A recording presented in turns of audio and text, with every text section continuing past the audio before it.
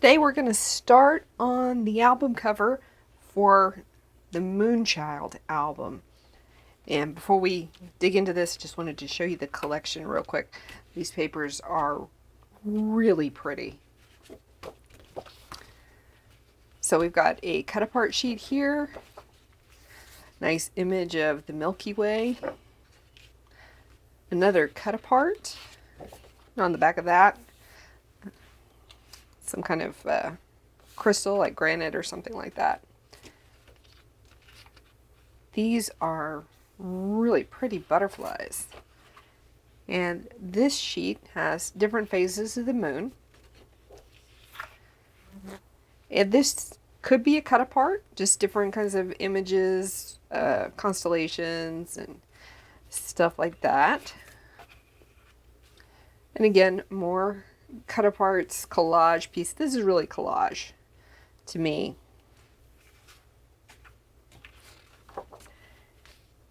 And this is another, it's not granite, but, and I'm not sure if you can make out the very faint markings here. I'm not even sure what those markings are, but pretty cool. Then we've got this collage piece here with different references to the moon and lunar peak, whatever that is. I really like these, like, they look like the national park posters and postcards. Really, really pretty. And this to me looks like it looks like a Hubble photo.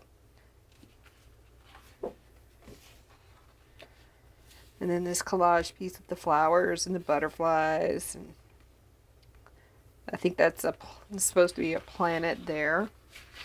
So that's the collection that we're going to be using. This is the A4 pad. There are 30 sheets in the A4 pad. And after all the prep work, this is pretty much what's left. Let's get started. Let's talk about this album. This album is going to be basically a 6x6 album. At least the usable page is going to be 6x6. That means that our base page's dimensions are 6.5 by 6. And the album cover itself, the dimensions for that are 7 inches wide by 6.5 inches tall. And before we put the album together, this is going to be our title piece, and I want to get started on this because I want to do a little bit of mixed media and it might need time to dry.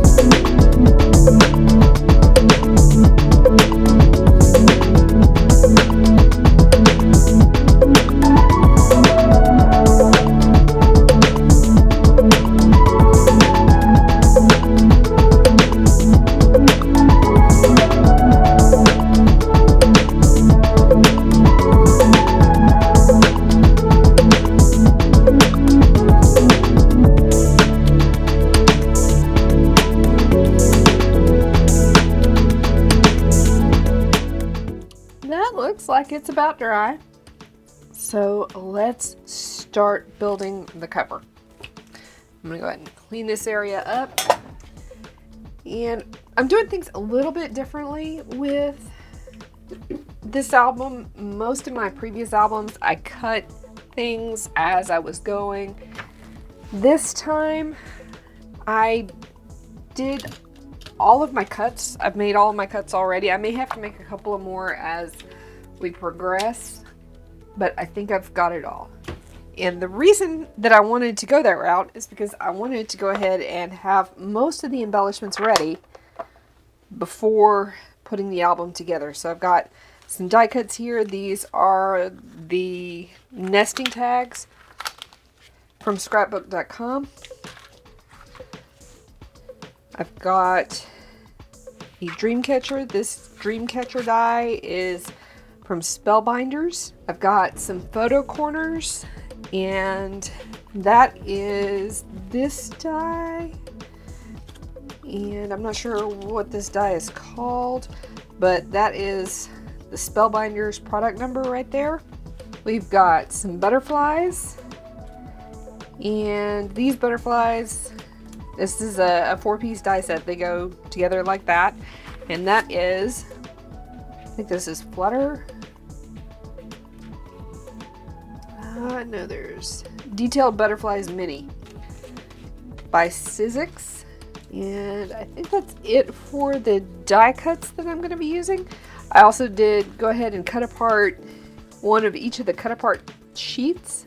We're also going to have a couple of shaker elements, and we're going to use this set of sequins from 28 Lilac Lane. This one, what's this one called? Plum Fancy. So the dimensions that we're using today, and I may have to adjust these dimensions a little bit because I had to go back and recut the chipboard. But you know what? I think I can make that work. Yes, I can make this work with just cutting one more piece of paper instead of having to recut everything.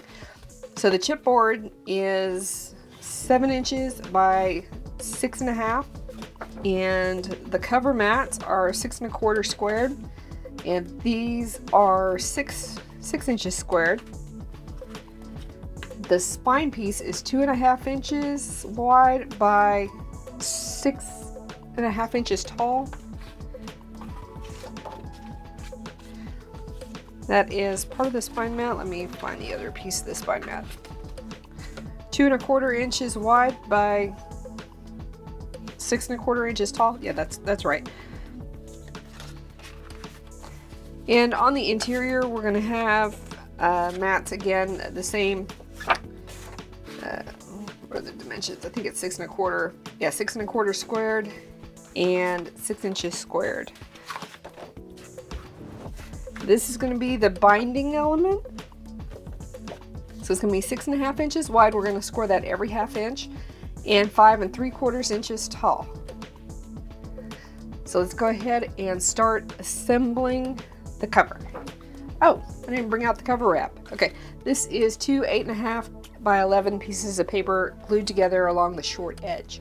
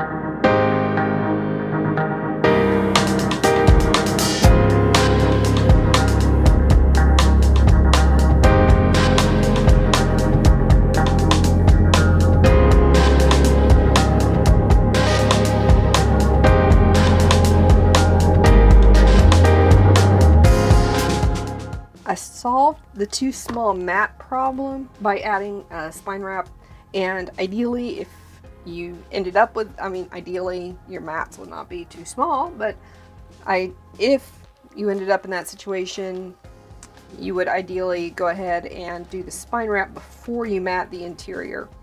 I don't think it's going to be that noticeable because it's all the same kind of a slate gray color. But yeah, ideally you would want to do that part before you mat the interior so that the interior mat could sit on top of the spine wrap. And the spine wrap's dimensions are 5.5 inches wide by 8.5 inches tall. I scored it along the top at the 1/2 inch mark, just so that when I fitted it over the spine, it would go down straight. Oh, let's see what else. Also, I had the wrong measurements for the binding piece.